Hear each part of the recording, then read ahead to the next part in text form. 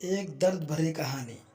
میں ایک گھر کے قریب سے گزر رہا تھا کہ اچانک مجھے گھر کے اندر سے ایک 10 سالہ بچے کی رونے کی آواز آئی۔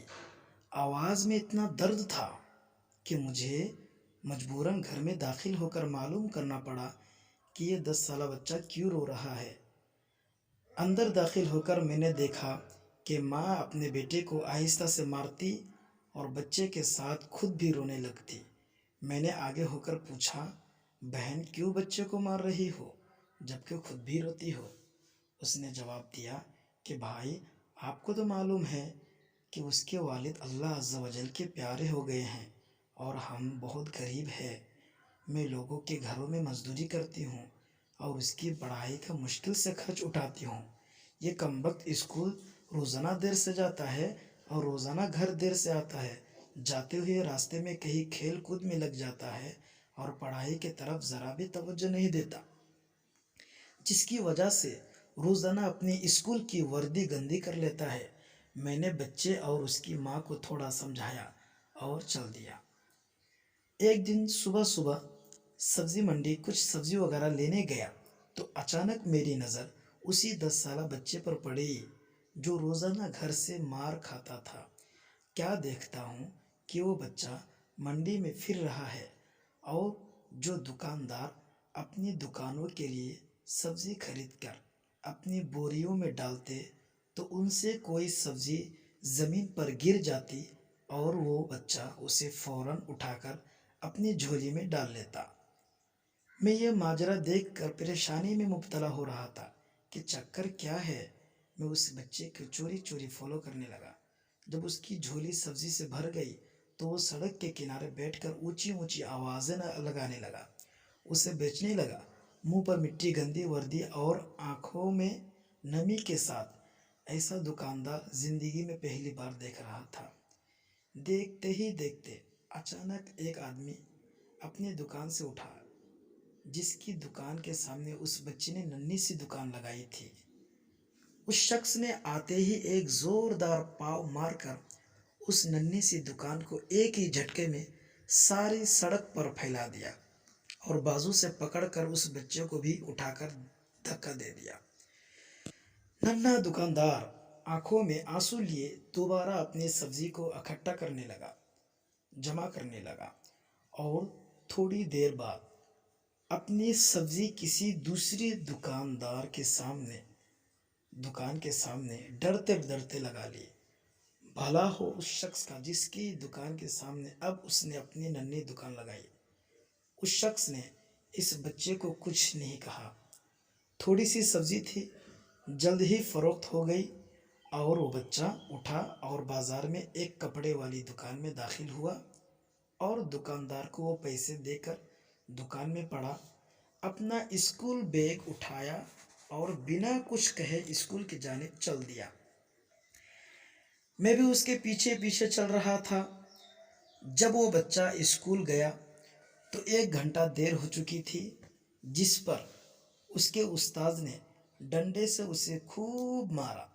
میں نے جلدی سے جا کر اس استاد کو منع کیا، یتیم بچہ ہے، اسے مت مارو۔ استاد فرمانے لگے، سر، یہ روزانہ 1 گھنٹہ دیر سے آتا ہے، میں روزانہ اسے سزا دیتا ہوں کہ ڈر سے اسکول ٹائم پر آئے، اور کئی بار میں اس کے گھر بھی پیغام دے چکا ہوں، شکایت پہنچا چکا ہوں کہ بچہ مار کھانے کے بعد کلاس میں بیٹھ کر پڑھنے لگا۔ میں نے اس کے استاد کا موبائل نمبر لیا اور گھر کی طرف چل دیا۔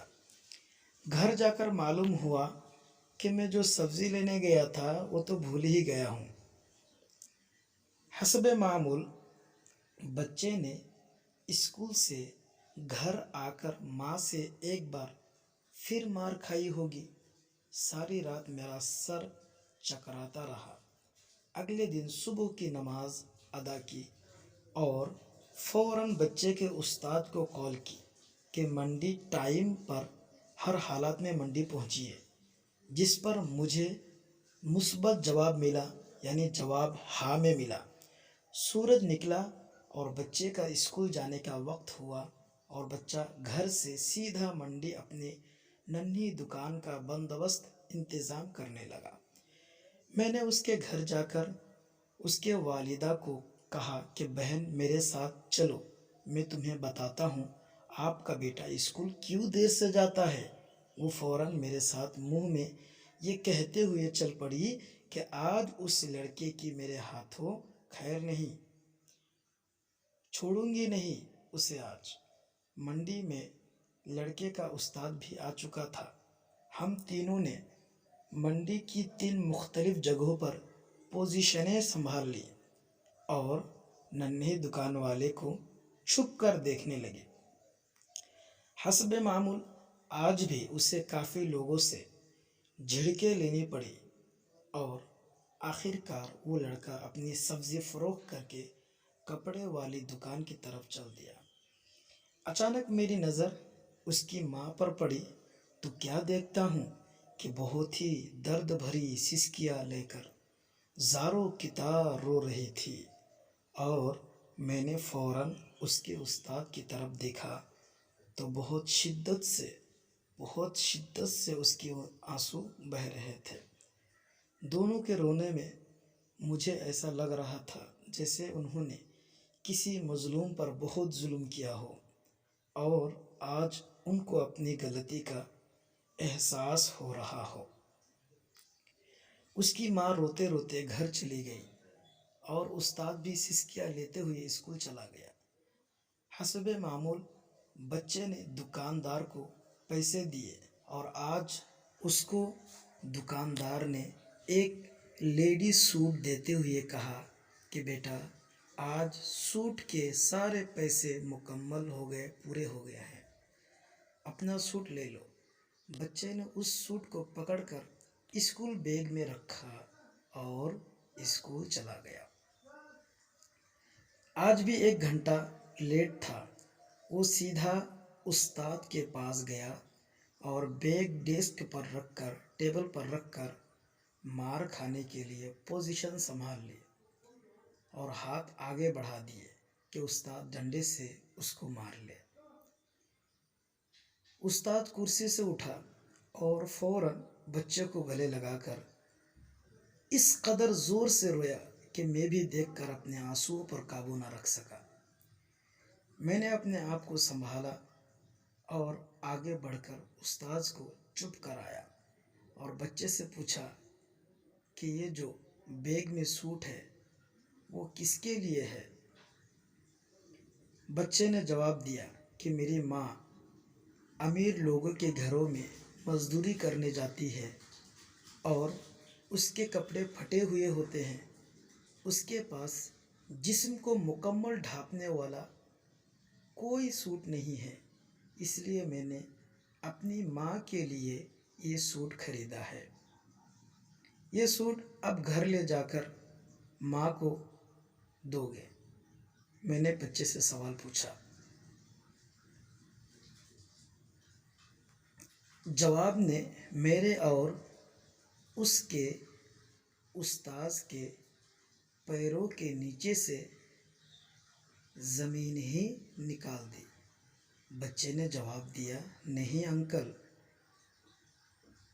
جی، چھٹی کے بعد میں اسے درزی کو سلانے کے لیے دے دوں گا اور روزانہ تھوڑے تھوڑے پیسے جمع کر کے سلائی دوں گا۔ جب سلائی کے پیسے پورے ہو جائیں گے تب میں اسے اپنی ماں کو دوں گا۔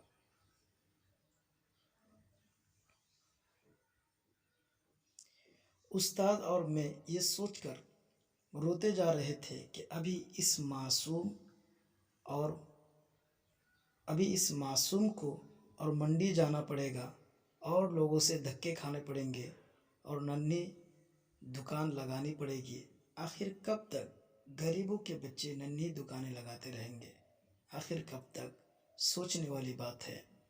ہم تمام لوگوں کو غریبوں کی غم گساری کرنے کی توفیق عطا فرمائے، خصوصیت کے ساتھ غریبوں کی حالت پر ترس کھانے کی توفیق عطا فرمائے، آمین۔